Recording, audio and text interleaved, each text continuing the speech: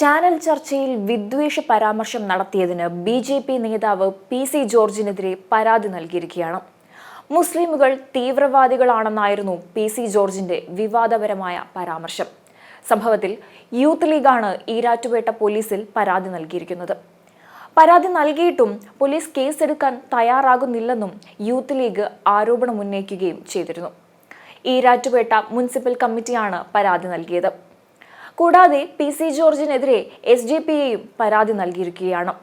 ഒരു ചാനൽ ചർച്ചയിൽ മതവികാരം വ്രണപ്പെടുത്തുന്നതും മതസ്പർദ്ധ ഇളക്കിവിടുന്നതുമായ പ്രസ്താവന നടത്തിയെന്നാരോപിച്ചാണ് എസ്.ഡി.പി.ഐയും പരാതി നൽകിയിരിക്കുന്നത്.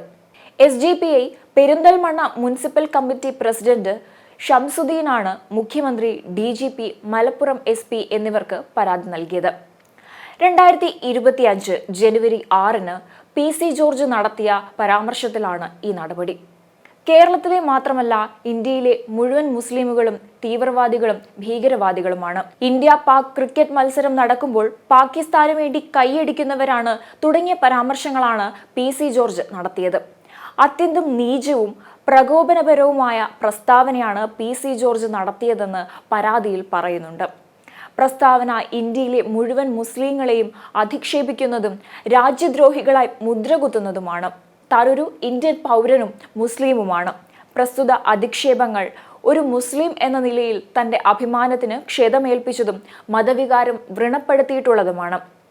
സർവോപരി അത് തന്റെ ദേശകൂറിനെ ചോദ്യം ചെയ്യുന്നതും മതവിശ്വാസ സ്വാതന്ത്ര്യത്തിനെ ഹനിക്കുന്നതുമാണെന്നും ഷംസുദ്ദീന്റെ പരാതിയിൽ പറയുന്നുണ്ട്. ഹിന്ദു ക്രിസ്ത്യൻ സമുദായത്തിന് മുസ്ലിങ്ങളോട് വിദ്വേഷമുണ്ടാക്കാൻ ഉദ്ദേശിച്ചാണ് പി.സി. ജോർജ് മനഃപൂർവ്വം ഇത്തരം പരാമർശങ്ങൾ നടത്തിയത്. ഇതിനെതിരെ ക്രിമിനൽ കേസ് രജിസ്റ്റർ ചെയ്ത് അന്വേഷണം നടത്തണമെന്നും പരാതിയിൽ ആവശ്യപ്പെടുന്നുണ്ട്. അതേസമയം ചാനൽ ചർച്ചയിലെ വിദ്വേഷ പരാമർശത്തിൽ പി.സി. ജോർജിനെതിരെ കേസെടുക്കാതെ പോലീസ് ഒത്തുകളിച്ചെന്ന ആക്ഷേപം ഇപ്പോൾ ഉയർന്നു വരുന്നുണ്ട്. പരാതി നൽകി 2 ദിവസം കഴിഞ്ഞിട്ടും പോലീസ് നിസ്സംഗത തുടരുകയാണ് എന്നതാണ് ആക്ഷേപം.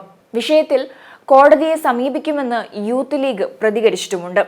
മുസ്ലിം വിഭാഗക്കാർ മുഴുവൻ തീവ്രവാദികളാണെന്ന പി.സി. ജോർജിന്റെ പരാമർശത്തിൽ നടപടിയെടുക്കാതെ പിന്നോട്ടില്ലെന്ന നിലപാടിലാണ് യൂത്ത് ലീഗും.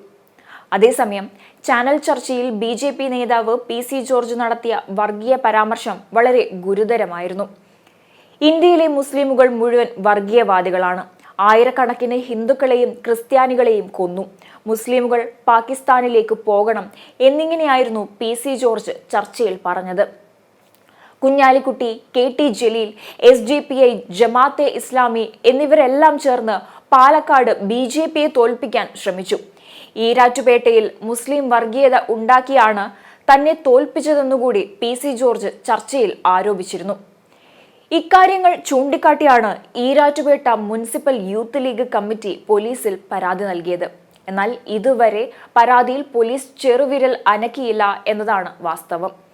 പി.സി. ജോർജിനെ സംരക്ഷിക്കുന്ന പോലീസ് സമീപനത്തിനെതിരെ രാഷ്ട്രീയമായും നിയമപരമായും നടപടി കടുപ്പിക്കാനാണ് വിവിധ മുസ്ലിം സംഘടനകളുടെ തീരുമാനം.